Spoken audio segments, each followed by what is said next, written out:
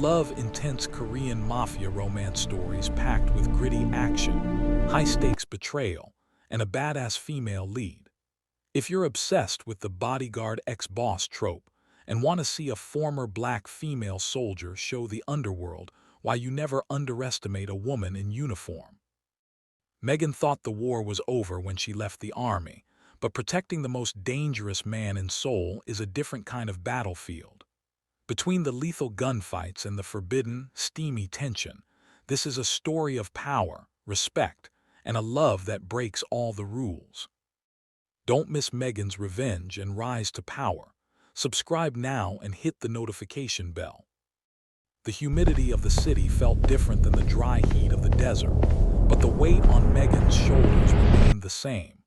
She adjusted the strap of her duffel bag, her short black hair, neatly tapered and sharp, glistening under the flickering streetlights. She was home, but she was invisible. The VA had long hold times. The civilian jobs wanted customer service experience, not the ability to disassemble an M4 in total darkness. Her mother's cough echoed through their thin-walled apartment, a constant reminder that Megan's pride didn't pay for prescriptions. Just a walk, Megan whispered to herself, heading toward the local park to clear her head. The silence of the park was broken by a sharp, feminine scream. Megan's instincts, honed by years of combat, took over before her brain could even process the fear. She rounded a corner to see four men in expensive suits surrounding a young woman in a designer dress. "My brother will kill you for this," the girl Aaron hissed. "Your brother isn't here, princess," the lead thug sneered, reaching for her. "He never touched her." Megan moved like a shadow. She stepped into the light, her face a mask of calm. "Let her go." The men laughed. They saw a woman, striking, yes, but small compared to their bulk. They didn't see the way her feet were planted. They didn't see the calluses on her knuckles. "Get lost, sweetheart," one growled, lunging for her. Megan didn't flinch. She parried his strike, used his momentum against him, and sent him face first into the pavement with a sickening crack. The other three paused, their laughter dying instantly. In that moment, Megan wasn't a veteran looking for a job. She was a weapon, and she was just getting started. The penthouse smelled of expensive sandalwood and cold arrogance. Bong Lee sat behind a mahogany desk, his tailored suit sharp enough to cut glass. When Aaron pushed Megan into the room, he didn't even look up from his tablet. "Aaron, I told you I'd handle the men who bothered you," Bong said, his voice a low, melodic baritone. "I don't need you bringing home strays." "She isn't a stray, Bong," Aaron countered, crossing her arms. "She's the reason I'm still wearing these diamonds and not a hospital gown. She took down 4 of Kim's men in 30 seconds. Bong Lee finally looked up. His dark eyes swept over Megan, taking in her short, faded hair, her inexpensive tank top, and the still, disciplined way she stood. He let out a short, dry laugh. "This?" he asked, gesturing toward Megan. "She looks like she belongs in a track meet, not a war zone. I hire giants, Aaron, not girls with pretty faces and thrift store clothes." Megan felt the heat rise in her chest, but she kept her stance perfect. "The giants you hire are slow," she said calmly, "and they're predictable." Bong's smile vanished. The air in the room turned frigid. "You have a lot of nerve for someone looking for a paycheck." Bong signaled to his head of security, a mountain of a man named Junho. "Show our guest why we don't hire predictable giants." Junho stepped forward with a smirk, reaching out to grab Megan's shoulder to escort her out. He was twice her size, but he was moving with the arrogance of a man who had already won. Megan didn't wait. As his hand closed in, she pivoted. She trapped his wrist, used a palm strike to his elbow to hyperextend the joint, and swept his lead leg in one fluid motion. Before Junho could even grunt, he was on his back, and Megan had her knee pressed into his carotid artery, her hand poised to strike his throat. 1, Megan counted, 2, 3. The room went silent. The other guards reached for their holsters, but Bong raised a hand, stopping them. He leaned forward, his eyes locked on Megan's. For the first time, the mockery was gone, replaced by a dark, dangerous curiosity. "Get off him," Bong commanded. Megan stood up, smoothing her shirt as if she'd just finished a light jog. "What did you say your name was?" "Megan," she replied, "and my rate just doubled."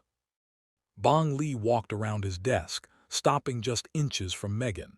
He was taller than she expected, and he smelled of tobacco and success. He looked down at her, his gaze lingering on the sharp line of her jaw.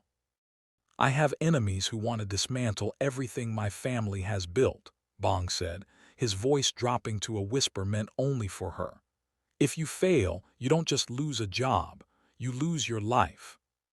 "I've walked through minefields for a country that forgot me," Megan countered, refusing to back down. "Your enemies don't scare me, but my mother's medical bills do. Give me the contract." Bong felt a surge of something he hadn't felt in years, genuine intrigue. He liked her fire, but he hated that he couldn't control it yet. "Fine," he said, stepping back. "You start tonight. You'll live in the estate. You'll be Aaron's shadow, but if I see you slip even once, you're back on the street. Do we have an understanding?" "Perfectly," Megan said.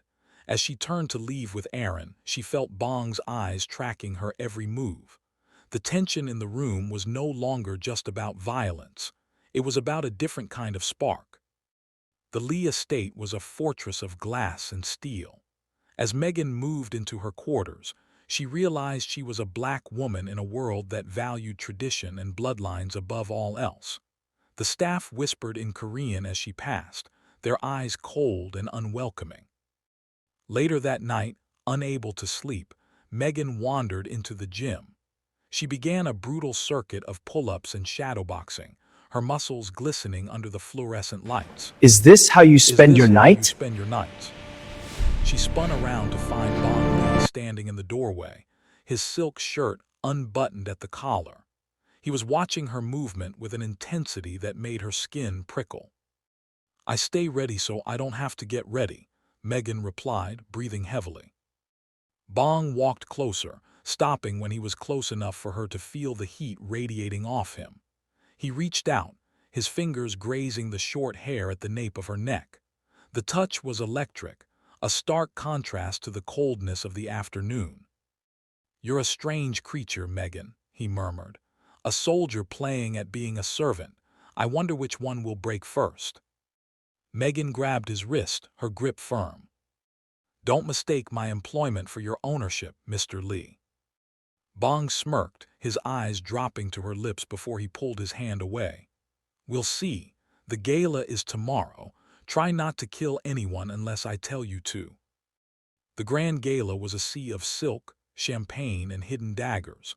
Megan stood at the edge of the ballroom, transformed. Gone was the gym rat in the tank top. She wore a floor-length, backless black gown that hugged her athletic frame like a second skin. Her nine was strapped to her thigh, hidden by a strategic slit in the fabric. "You look functional," Bong Lee remarked, appearing at her side. He wore a tuxedo that cost more than Megan's childhood home. His eyes traveled slowly from her polished heels to the sharp line of her pixie cut. "And you look like a target," Megan replied, her eyes scanning the crowd. "Too much jewelry, too much ego. You're practically begging for a bullet." Bong chuckled, a dark, rich sound. "That's why I have you, isn't it? To make sure no one gets close enough to collect." "Don't get used to the view, Lee," she muttered, moving a step behind him as they entered the heart of the den. She could feel the stares, the elite of Seoul wondering who the striking black woman was at the Mafia king's side. She wasn't just his shield. Tonight, she was his statement. The air in the ballroom shifted. To most, it was just the music changing tempo, but to Megan, it was the sound of a predator closing in. She noticed a waiter whose gait was too heavy, his eyes never leaving the back of Bong's head. "Bong, 3 o'clock, don't turn," Megan whispered into her comms. Before Bong could respond, the waiter dropped his tray and pulled a suppressed pistol from beneath his vest. Megan didn't think, she reacted. She shoved Bong behind a marble pillar just as a bullet hissed through the space where his chest had been. The ballroom erupted into screams. Megan reached into the slit of her dress, her hand closing around the cold grip of her weapon. She fired twice. 2 shots, 2 center mass hits. The assassin went down before he could chamber a second round. "Stay down," she barked at Bong. The security giants he had hired were still fumbling with their holsters.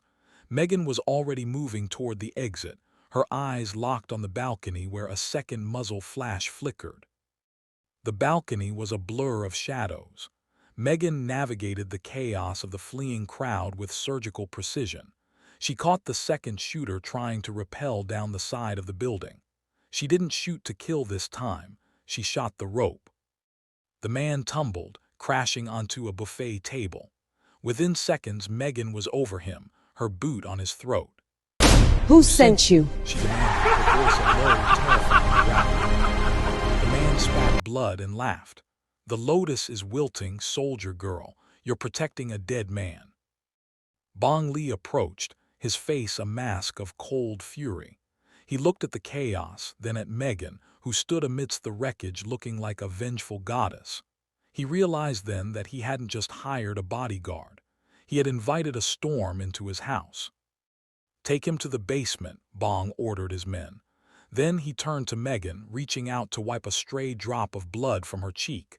His touch lingered longer than necessary. "You saved my life. Again."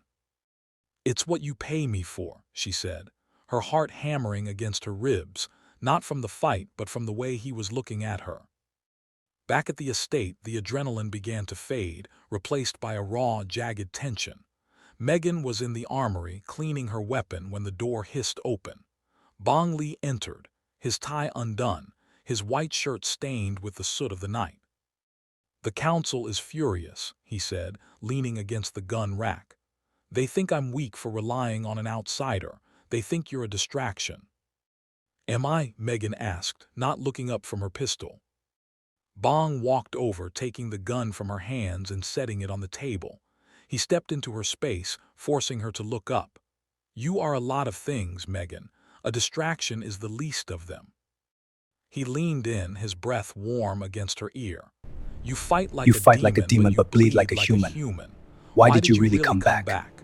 It wasn't just for your mother. You missed the fire, didn't you?" Megan's breath hitched. "I missed having a purpose." "I can give you a purpose," Bong whispered, "and I can give you everything else." The air between them snapped. Megan reached up, grabbing the lapels of his ruined shirt and pulling him down. It wasn't a gentle kiss. It was a collision of 2 people who lived on the edge of death. It tasted of expensive scotch and survival. Bong's hands found her waist, lifting her onto the steel work table. The cold metal against her skin contrasted with the searing heat of his touch. He trailed kisses down her neck, his fingers tangling in her short hair, pulling just enough to make her gasp. "This is a mistake," Megan breathed, even as she wrapped her legs around his waist, pulling him closer. "Then let's make it a beautiful one," Bong groaned against her skin. In the dark of the armory, surrounded by the tools of war, they found a different kind of peace. But as the shadows lengthened, Megan knew that once the sun rose, she wouldn't just be his protector or his lover. She would be the primary target of every man who wanted Bong Lee's throne. The sun rose over Seoul in shades of bruised purple and gold. Megan was awake before the first light hit the floor of the armory. She sat on the edge of the steel table, buttoning her tactical vest, her expression unreadable. The intimacy of the night before hung in the air like heavy smoke. Bong Lee stood by the window, watching the city wake up. He looked regal, even with his hair mussed and his shirt wrinkled. "My council meets at noon," he said, his back to her. "They will demand your dismissal. They see a black woman in my inner circle as a sign that I've abandoned our traditions." Megan stood up, her boots clicking sharply on the concrete. "Then let them demand it. I'm not here for a popularity contest, Bong. I'm here to keep you breathing." He turned, his eyes searching hers. The heat from the night before was still there, flickering beneath the surface. They don't know you.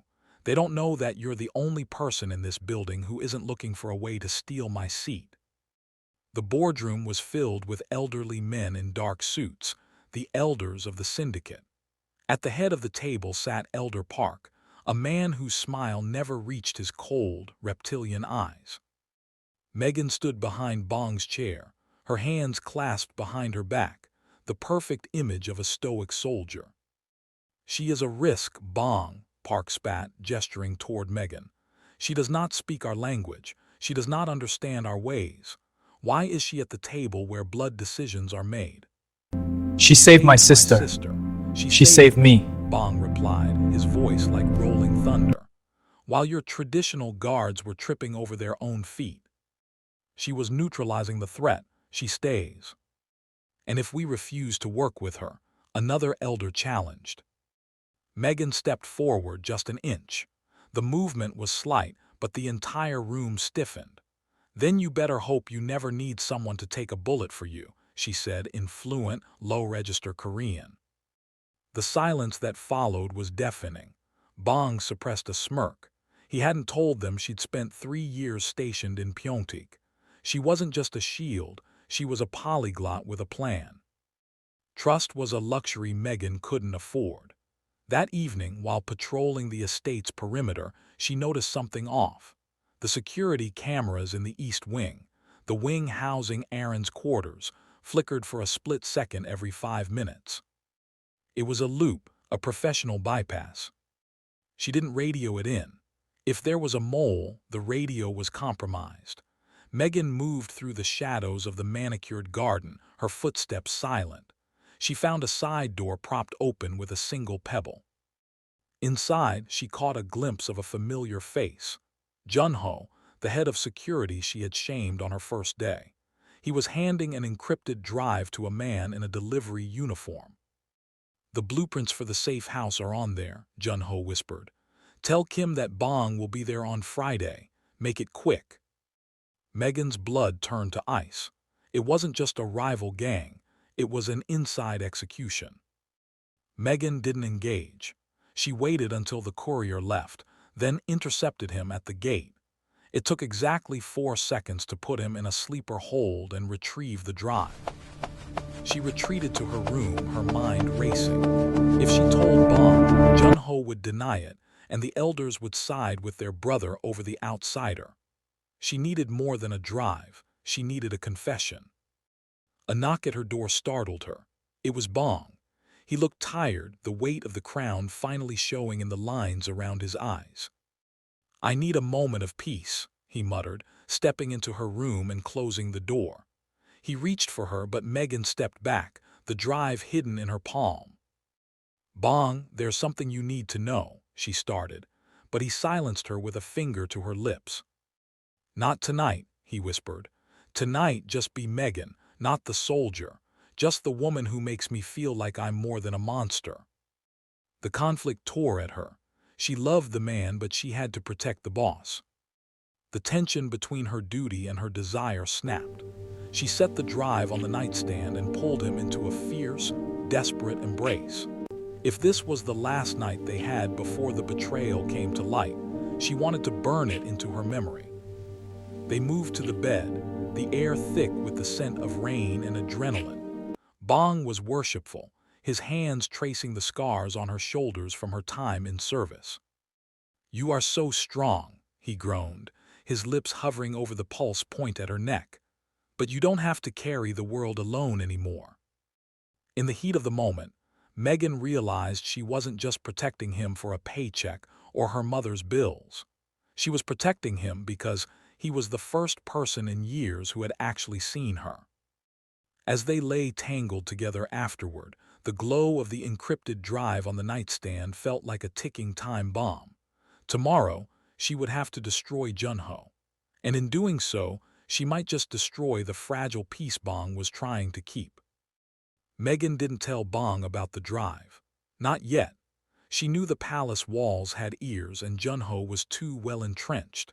If she went to Bong, he'd react with a direct assault and the mole would vanish into the shadows. Instead, she spent the morning in the motor pool, ostensibly checking the engines. In reality, she was bugging Jun-ho's private vehicle. Looking for a way out? The elders are already voting. Jun-ho's voice boomed You are behind Ghost her. Megan, just He a matter of stood there, time. arms crossed, the sneer back on his face. The elders are already voting. You're a ghost, Megan, just a matter of time. Megan stood up, wiping grease from her hands onto a rag. She looked him dead in the eye, her expression terrifyingly blank. I've seen ghosts, Jun-ho. They usually look a lot like men who thought they were smarter than they actually were. She walked past him, the bug already transmitting a clean signal to her phone. Friday arrived with a heavy, oppressive fog. The safe house was a secluded villa in the mountains outside Seoul. According to the plan Jun-ho had sold to the rival Kim syndicate, Bong Lee would be arriving with a skeleton crew for a private meeting. I don't like this location, Megan told Bong as they prepped the motorcade. It's a kill box, one road in, one road out. That's why we're going, Bong replied, checking his reflection as he holstered his weapon. If Kim thinks I'm vulnerable, he'll show his hand. I need to know who is funding him. Then let me lead the sweep, Megan insisted. Bong paused, sensing the jagged edge in her voice. He grabbed her hand, squeezing it firmly. You're on the vanguard. If anything feels off, we abort. Understood. Megan nodded, but her mind was already 3 steps ahead. She wasn't planning an abort. She was planning an execution. 2 miles from the villa, Megan spotted a mechanical issue and forced her lead vehicle to pull over. She stepped out, gesturing for the other guards to stay back. I'm going to scout the ridge, she told the team over the comms. She disappeared into the tree line, moving with the silence of a jungle predator. Her thermal goggles flared to life, highlighting 3 heat signatures perched on the ridge overlooking the road. Snipers. They were Bong's men, and they were positioned to take out the middle car, Bong's car. Megan pulled a combat knife from her boot and a suppressed pistol from her chest rig. She didn't call it in. If she did, Jun-ho would know the trap was sprung. She had to clear the path alone. The first sniper never heard her coming. She came up from behind, her hand muffling his scream as the blade found its mark. She dragged the body into the brush and moved to the second. The second target was more alert. He turned just as Megan lunged. They tumbled down a small embankment, locked in a silent, deadly struggle. He was heavy, but Megan was efficient. She used a tactical pressure point to stun his arm, then finished him with a swift, brutal strike to the temple. She reached the third sniper just as the motorcade appeared on the road below. The man had his finger on the trigger, his eye pressed to the scope. Megan didn't use the knife. She fired 2 rounds into the side of his head. Clear, she whispered into a private channel she had set up for Aaron. Tell your brother to floor it, now. The motorcade roared past the kill zone, reaching the villa safely. But the real battle was inside. When Megan arrived, breathless and splattered with mud and blood, she found Bong standing in the center of the room, his gun drawn on Jun-ho. She's lying, Jun-ho screamed, his face pale. She killed those men to make yourself look like a hero. She's the mole. Bong looked at Megan. He saw the grime, the sweat, and the sheer exhaustion in her eyes. Then he looked at the encrypted drive Megan tossed onto the table, the one she'd taken from the courier. Play it, Bong commanded. The audio filled the room, Jun-ho's voice, clear as day, bargaining for Bong's life. The betrayal was absolute. Bong didn't hesitate. He fired 1 shot. Jun-ho slumped to the floor, the silence that followed heavier than the gunshot. Bong turned to Megan, his face a mask of grief and fury. He walked to her, pulling her into his arms with a force that knocked the breath out of her. He didn't care who was watching. He kissed her deeply, a desperate, possessive claim. You're the only truth I have left, he whispered against her lips. That night in the high-security bunker of the villa, the passion was different. It wasn't just desire, it was a sanctuary. They clung to each other as the world outside burned, knowing that the elders would be next. The death of Junho sent shockwaves through the syndicate. Bong Lee didn't wait for the elders to convene. He locked down the estate and declared martial law within his own ranks. But Megan knew the snake's head was still attached. Junho was just the muscle, Megan said, staring at a digital map of the city. The intelligence he had, gate codes, safe house locations, that came from someone with access to your private server. Bong stood behind her, his hands resting on her shoulders. The weight of his touch was a grounding force. There are only 3 people with that access, and 2 of them have been with my father for 30 years. Then the Then the third third one one is our ghost. Megan replied. She looked at the logs one more time. The access timestamp matched the exact moment she and Bong had been at the gala. Whoever it was had used the chaos as cover. The Kim syndicate didn't wait for an invitation. They knew their window was closing. At 3:00 a.m., the estate's power was cut. The backup generators hummed to life, but the perimeter sensors were screaming. "They're not coming for the throne anymore," Megan said, checking the chamber of her rifle. "They're coming for a massacre." Bong grabbed his tactical vest. "Aaron is in the panic room. The elders are barricaded in the north wing. What's the play, Sergeant?" He called her by her rank for the first time. It wasn't a joke. It was an acknowledgement of her command. "We don't wait for them to breach," Megan said, her eyes flashing with a predatory light. "We go out. We hit them in the dark. They expect a defensive turtle, give them a scorched earth offense."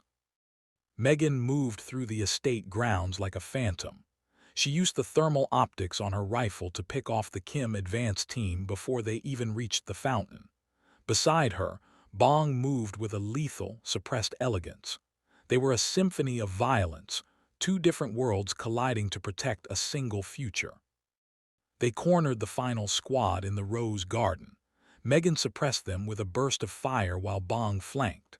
As the smoke cleared, Megan saw a figure trying to slip away toward the service gate. It was Elder Park. "Going somewhere, Elder." Megan's voice was like a blade. Park turned, his face contorted in a mask of hatred. This was supposed to be a Korean empire, not a playground for a foreign mercenary and a weak boy. "He's not a boy," Megan said, stepping closer.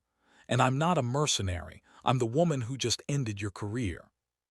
With Park in custody and the Kim syndicate's leadership decimated, the threat was finally neutralized. The sun began to rise over a battered but standing estate. Bong found Megan on the balcony of his private suite, her knuckles bruised and her face smudged with gunpowder. He didn't say a word. He simply pulled her inside and locked the door. The release was explosive. The fear of loss and the high of victory fueled a desperate, primal connection. They stripped away the tactical gear and the silk clothes, finding the raw skin and racing hearts beneath. Bong worshipped every inch of her, his hands memorizing the strength of her body.